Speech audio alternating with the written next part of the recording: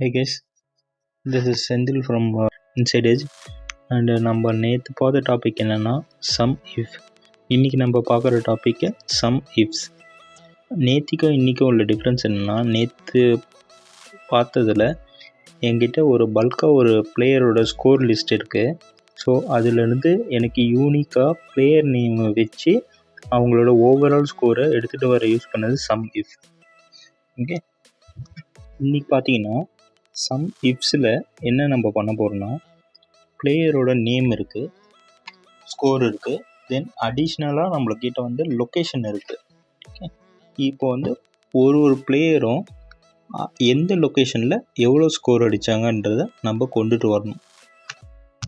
இது வந்து some if வந்து சம் இஃபோட அட்வான்ஸ் வெர்ஷன். சம் இஃப்பில் வந்து என்னென்னா ஒரு வேல்யூ மட்டும்தான் கொண்டுட்டு வர முடியும் நம்மளால். சம் இஃப்ஸில் என்னென்னா, இதில் வந்து நம்ம இப்போது மல்டிபிள் க்ரைட்டீரியாஸை வச்சு சம் ஆஃப் வேல்யூவை கொண்டு வர போகிறோம். லொக்கேஷன் அண்ட் நேமை வச்சு நம்ம சம் ஆஃப் வேல்யூஸை கொண்டு வர போகிறோம். இப்போ நம்ம ஃபார்முலா டைப் பண்ண போகிறோம்.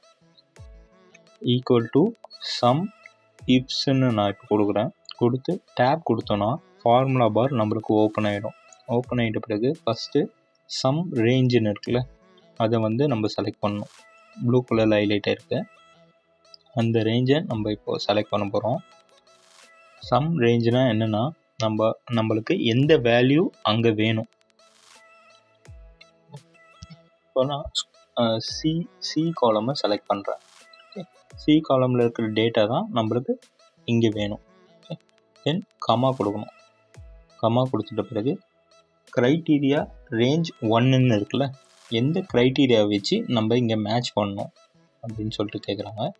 இங்கே வந்து நம்ம பிளேயரோட நேமை வந்து நம்ம செலக்ட் பண்ணணும் ஃபுல்லாக.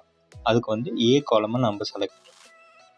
ஓகே, தென் காமா கொடுத்து க்ரைட்டீரியான்னு இருக்குல்ல, க்ரைட்டீரியானா என்னென்னா அந்த பிளேயரோட யூனிக் வேல்யூ தான் க்ரைட்டீரியா. அந்த பிளேயரோட யூனிக் நேம், ஓகே, அதுதான் வந்து க்ரைட்டீரியா 1. காமா கொடுத்து செலக்ட் பண்ணிக்கணும்.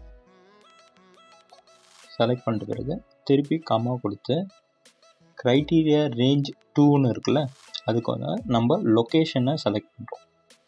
லொக்கேஷன் வந்து என்கிட்ட இருக்கிற பல்க் டேட்டாவில் இருக்க லொக்கேஷன் பி காலமை நம்ம செலக்ட் பண்ணுறோம். செலக்ட் பண்ணிவிட்டு தென் கமா கொடுத்து க்ரைட்டீரியா 2ன்னு இருக்குது. ஓகே, அதில் இருக்கிற யூனிக்கான லொக்கேஷன் எங்கே இருக்குது? ஜியில் இருக்குது. ஓகே, G2வில் இருக்கிற சென்னைன்ற லொக்கேஷனை நம்ம செலக்ட் பண்ணுறோம். செலக்ட் பண்ணிவிட்டு க்ளோஸ் ப்ராக்கெட் கொடுத்து என்டர் கொடுத்தோன்னா உங்களுக்கு வேல்யூ வந்துடும். இப்போ பார்க்க போகிறது என்னென்னா செல் ஆஃப் கண்டிஷன்.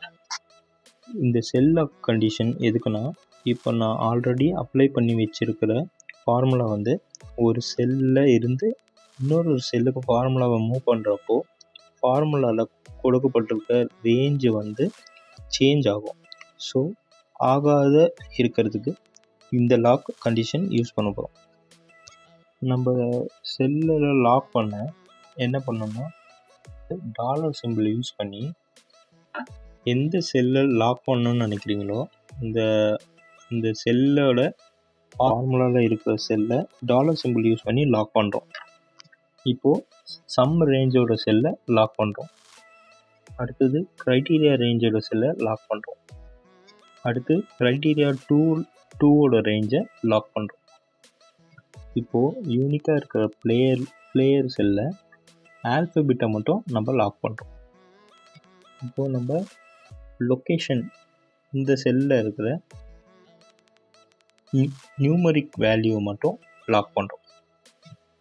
இப்போ நாம் வந்து ஃபார்முலா வந்து ட்ராக் பண்ணோன்னா உங்களுக்கு எந்த சேஞ்சஸும் ஆகாது.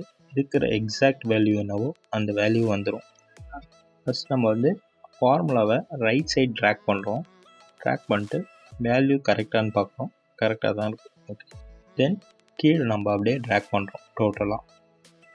இப்போ வந்து உங்களுக்கு வேல்யூஸ் வந்துடுச்சு. MS தோனி சென்னையில் எவ்வளோ அடித்தார்? 100 அடிச்சிருக்காரு. சிவம் துபே பெங்களூரில் 127 அடிச்சிருக்காரு அப்படின்னு உங்களுக்கு ஒரு ஓவரால் வேல்யூ ஒன்று கிடச்சிச்சு. For more videos, please subscribe my channel. Okay.